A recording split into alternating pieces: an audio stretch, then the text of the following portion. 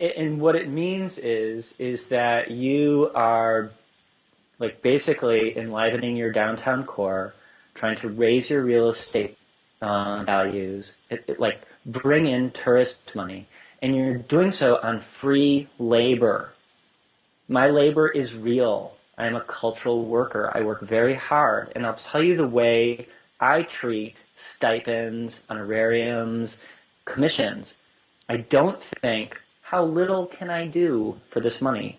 I think, how much can I do with the amount I'm being given? And that's what your artist will do. And you really don't have to give much. You really don't have to like stipulate, like, hey, listen, this guy's Zone D, and he's like, you know, you're bringing him in from Turkey. Like, it's not that big a deal to say, we've got some basic requirements if you want to bring that artist in. And the venue can say, oh, I didn't know that. And the artist can say, hey, listen, I can pay my own way, or I've got sponsorship. And all of these things like aren't vastly complex. They're just simple rules of thumb that can be worked around very easily with an artist pressing opt out or a venue pressing opt out. And like both artists and venue know, like, oh, okay, this guy doesn't care, or you know, this venue doesn't care. You know, right now, as an artist looking in, there's no way to know who's the venues who are just like isolating artists on the edge of town and who are the venues that are kind of exciting. If artists know that every venue is going to win some money along with the winner and that there's like skin in the game for them, that might be encouraging. You know, like, how am I supposed to investigate, like, as an artist on the outside, other than if I get invited by a museum, I can feel like, okay. I mean, I think most times, so, you know, part of the job of the artist is to do a lot of investigation about, like, and, you know, a lot of that stuff can be done online. Like, you know, is this venue going to suit me? Of course, it's easier for somebody who's local to Grand Rapids to figure that out. But, like, I mean, I think that's part of the job. It seems like the artists are being asked to do a lot here. We're being asked to bring in the tourist dollars. We're being asked to install the work. We're being asked to, like... But don't you care? Like, if... I mean, to my mind, a lot of this work ends up being public. Maybe that's not fair. Yeah, were you about to use the exposure word?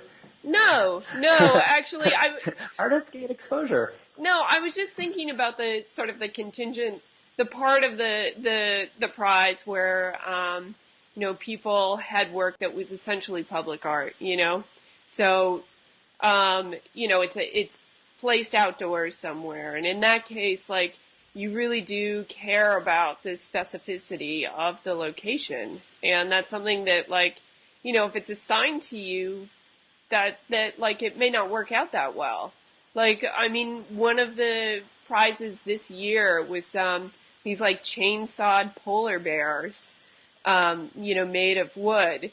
And, like, the thing that was talked about most at, you know, at the, you know, critical discourse panel was how successful these pieces were because of their location, because they took this sort of inert architecture and gave it some life.